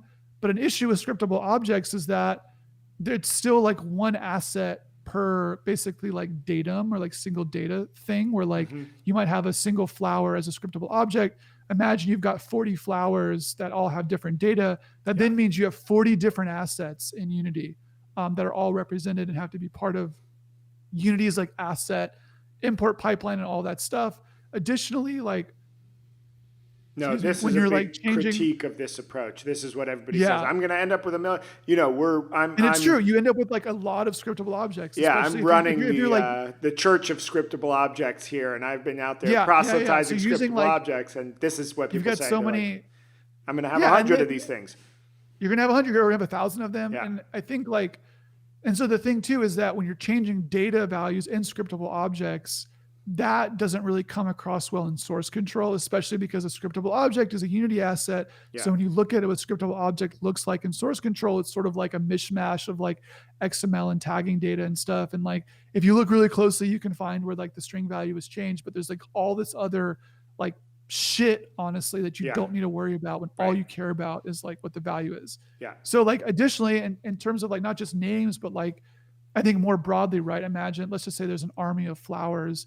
They maybe all got weapons, and all those weapons like have their own data that's associated with them. That's all static data. So Yeah. not only are you going to have 100 different data objects for individual flowers, those data objects will then have their own data objects. So then all of a sudden you get this proliferation of like tons of assets, all just to manage data. And it's like, it works when you're working on a small scale. If you've got Right. just like a few things in your game and you got some scriptable objects, that's your data. I would even almost argue that sometimes you don't need to do that, but it is still good to like, if you want 10 variations of something, make 10 scriptable objects and go to town. Yeah. But when you're making something that gets like bigger, or when you're doing something that like needs modding, right? Like Yeah. you need to be able, if you want to load stuff at runtime, you can't just load stuff into Unity's asset database. And this really is well. important, right? You can't load and compile new source files, or there are some limitations there, especially for Right. especially from the modding perspective. It's a challenge. But what you can do is you can load in data through like text files and then basically turn that into runtime memory managed like game data objects. Yeah. So all that to say, like what Depot sort of solves is to say like, well, instead of having this proliferation of, an exponentially large number of scriptable objects, like this is sort of the issue with scriptable objects, where it's like, if you have a project of any sort of substantial size and you buy into the offering of scriptable objects, you quickly find yourself sort of overwhelmed with like you said, the church of scriptable objects. It's like, how do I manage all these? I'm like ushering all these things. And what Depot does is it says like, well, instead, like you can just manage all of that data in basically a database. It's a local file, the .depot file, that is just JSON that you can edit like a spreadsheet and just have Unity load in and then basically deserialize that JSON data into specific data types and then load it at runtime. Or you could bind the values at a time with something like attributes. But so that's sort of like the solve, is to say like, let's actually just take data management in general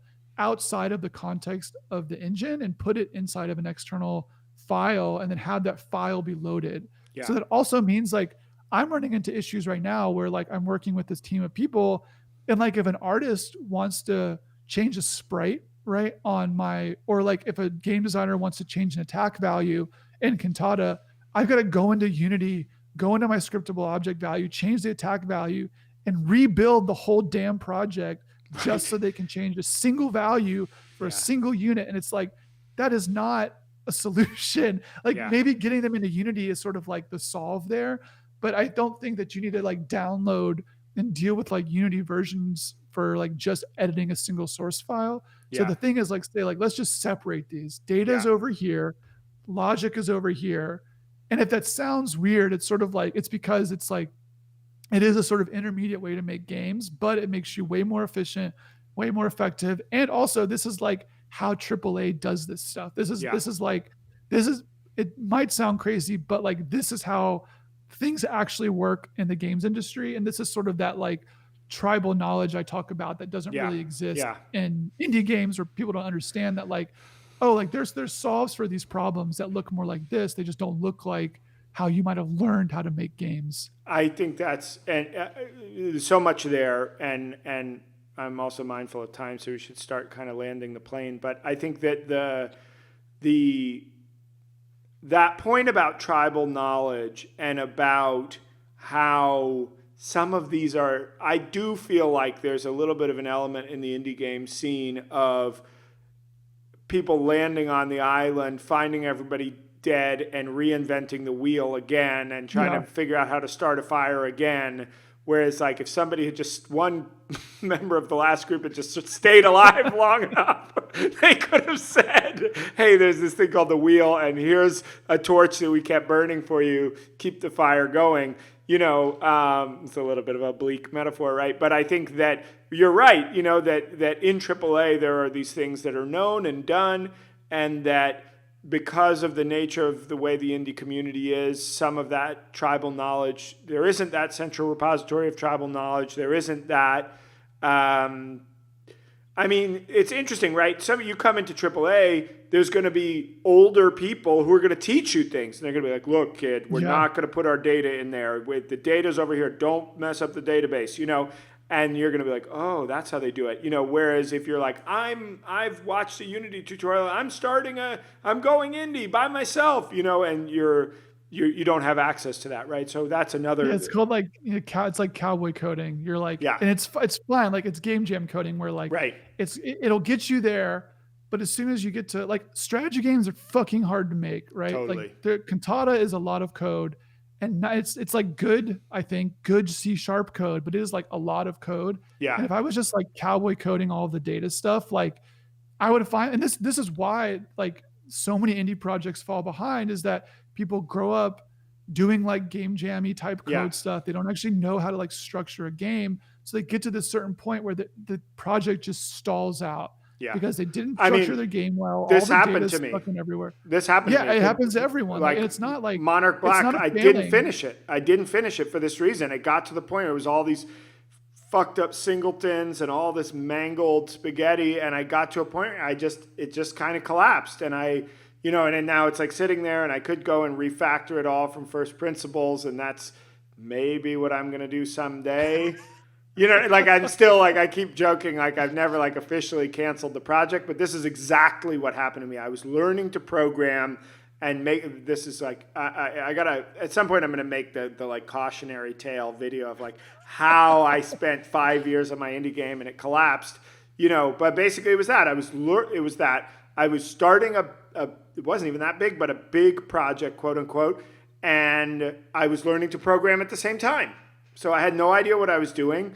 It's all spaghettified, and it got to the point where you can only create a tower of spaghetti that goes so high, and it really, you can keep putting more spaghetti on the top, it just keeps falling over, So it's brutal, I have lots of excuses for why that project fell apart, but that's my main one, and I think that's partly why on the Thousand Ant channel, one of the things I've kind of got religion about scriptable objects and trying to talk about software architecture and all this stuff. And all of that stuff has its own pluses and minuses. But I think that this topic and it's also interesting, and we're going to run out of time, but it's the Unity themselves now with the whole dots paradigm have basically enshrined this principle of you have your systems code and you have your data and never the twain shall meet,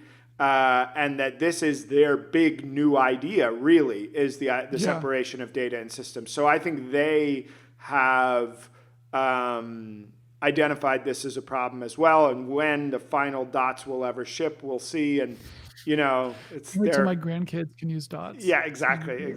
But that's a whole nother podcast. But I think that that this is. I think we can start to cluster around this idea of separation of data and logic, whether it's using scriptable objects, whether it's using something like Depot and pure JSON. The reason I found your work around CastleDB is I had a little moment of epiphany where I was like, shit, my game is actually just a big ass database. Like it's just a lot of data, and I just really there's a graphical representation of it, but the truth is what I'm really manipulating is all this data and turning items into other items, nesting items inside each other, keeping track of all the values, serializing and deserializing them. That whole serialization thing in Unity, and especially scriptable objects, have a whole host of problems with serialization. This is actually what led me to just be like, okay, you know what, actually, this is all just going to be a big-ass JSON file. And then I started doing that, and then I started to realize, fuck, I've got a big-ass JSON file, and that was when I started thinking, actually, this is actually a database, and I need to go start looking at this. And then I found the posts that you wrote about CastleDB, and I actually wasn't aware of Depot until we started getting ready for this show. So now I got to go and do my research on that. So I might come back and nag you with a lot of questions, get free tech support. But I think that, I think that this is a key concept for people at least to be aware of. Of course, lots of games don't need this level of data. Lots of games, it's like there's a couple of objects in the world and it's like simple and it doesn't need to be dynamically modded and you just ship it and it's fine, right? So it's not to say that to beat people over the head with the hammer of data and say everybody's got to structure their game this way. But if you're getting into a world where you might have a non-trivial amount of data to deal with, I think this is a great idea to share with people and a direction to look into. I mean, I do think that like there is like general use for this. Like I think that if you start a project knowing you're going to be using something like Depot, Yeah. it does make things easier. Where you just have your data separate, and then once you start getting like the issue is like bringing it on to an existing project, but like You're right. every game jam project I've worked on would have been better if I was able to use like some sort of database thing like this in conjunction with the program. And like if you actually watch like there's some people who there's like some hacks people who do I don't know what this person's name was. Basically, they recorded their whole Ludum Dare game creation process, and they were doing it in hacks using CastleDB. And once you start to like see like how easy this stuff is, like, because imagine that you're like making a sprite in your game, right? And like instead of like dragging it in, adding components and all this stuff, it's like, okay, well, I'm gonna define my sprite in terms of a data structure, and then I'm gonna have a path in my game that just loads that and produces one. And you're like, okay, well, I can do one. Why can't I just do 30 now? And versus like inside of Unity, it's easy to get sort of stuck in the weeds of implementation. Versus like if you start out with this, like just even like the smallest separation, all of a sudden it becomes so much easier to add and tweak stuff, especially when you're collaborating with people where it's like, this is a source of truth, pull this thing down, work on this file, whatever. So I do think that like if you start early with something like Depot, it starts to like pay off in spades later on. And I think what I will, I know we're a little over time, but I will say sort of like, fine. Yeah. So like the sort of future of this thing though, and so this is what the Castle, basically like, so CastleDB in part is really, really, really great for hacks because hacks has this thing called macros. And what macros basically allow you to do is you can inject kind of like steps and code into the hacks compiler itself before it spits out of your compiled assembly or whatever when you're editing your game. Okay. That's really cool. It's like it's sort of functional-ish.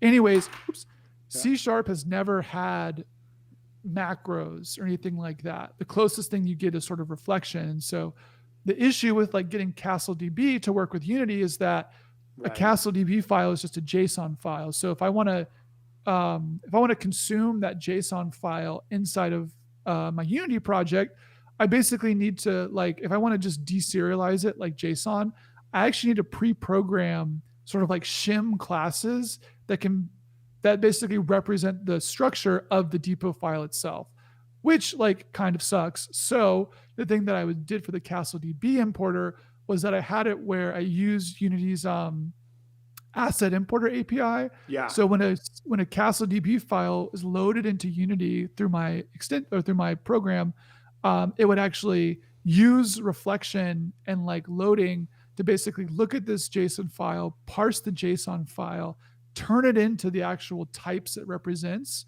So like if you have a creatures database in CastleDB, you could then in Unity do like creatures.dragon.attack power, and that directly mapped to your database values.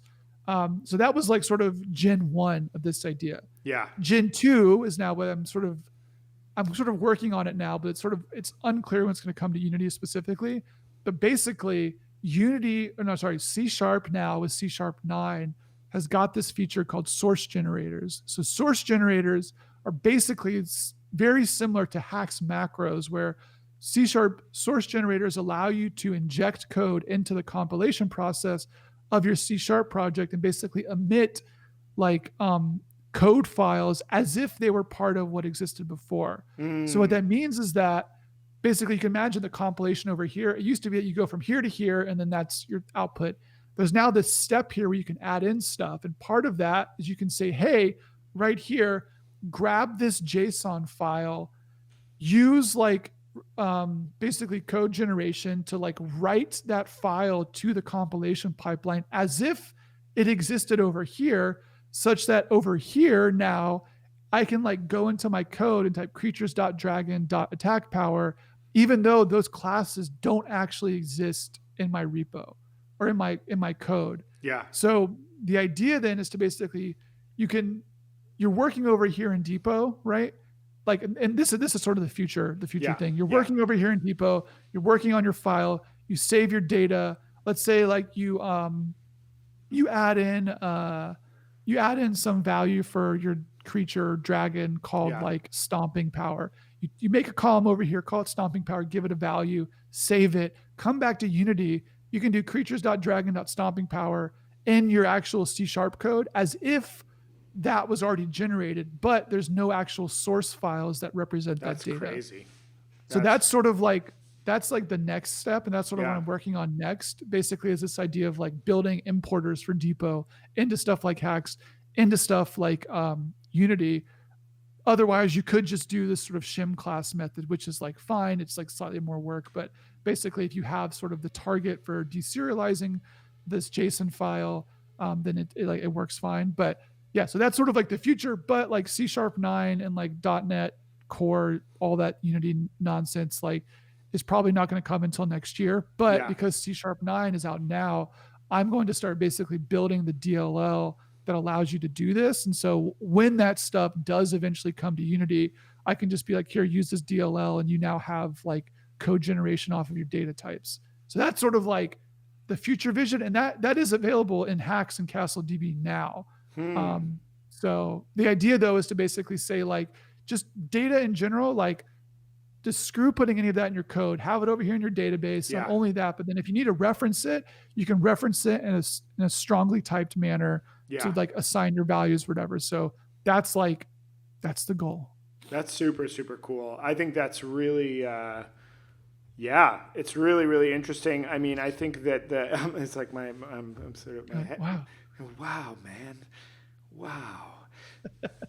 Yeah, no, it's, I think that, you know, like you mentioned before about adoption, it's like I think that we can go and tell people this is a good workflow, but if it's way harder to adopt and use, there's a wall in front of it. There's a prohibitive cost, right? So it's like the more, as we're kind of thinking about these workflows and thinking about how to help people to adopt them and make their world better, doing it in such a way that is as low friction as possible, right? I mean, my goal is that it should key. feel like magic.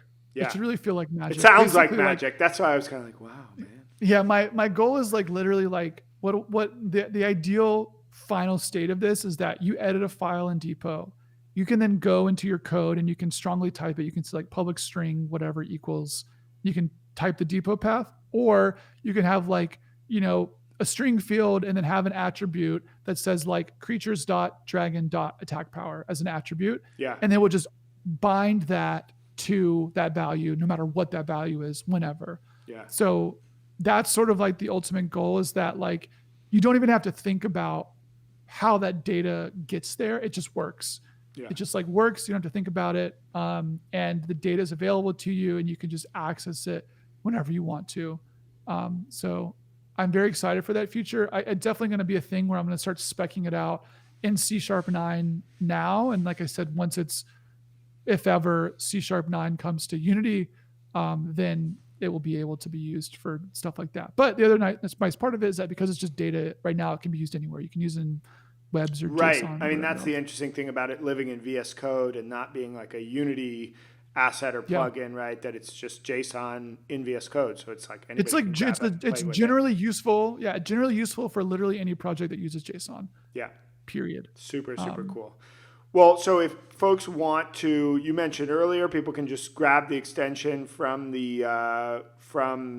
install it directly into code as a extension. It's DEPOT for our non-native English speakers. And if folks want to learn more about you and check out your stuff, where should they head to? Yeah, you can follow me on Twitter. I think my Twitter handle's on this video. Yeah, it is. You can also, go wishlist Cantata on Steam. It's Cantata. You can also, the website is cantata-game.com. But if you follow me on Twitter, I think there's links to everything inside my bio as well. So perfect. There's not a link to Depot's. Yeah, if you want to find Depot, it's on the Extension Marketplace. I'll probably add a link to it on Twitter somewhere. But Yeah, check it out. Give me some feedback. It's also it's open source, which is worth saying. So I'm looking Yeah, for that's key. I was contributors. going to say, make sure that Yeah, it's free and open source. So grab it and check free it and out. open source. I've got some like issues up that should be easy if you like are really good at CSS because I'm not. There's like some really easy things that can need contributions. So, yeah, hit me up Awesome. and let me work on this thing. Cool. Well, thanks so much, Kyle. It's been a real pleasure chatting and hearing about all these different projects. It's super cool, and we'll have to do it again sometime soon. Cool. Thanks so much, Matt. Awesome.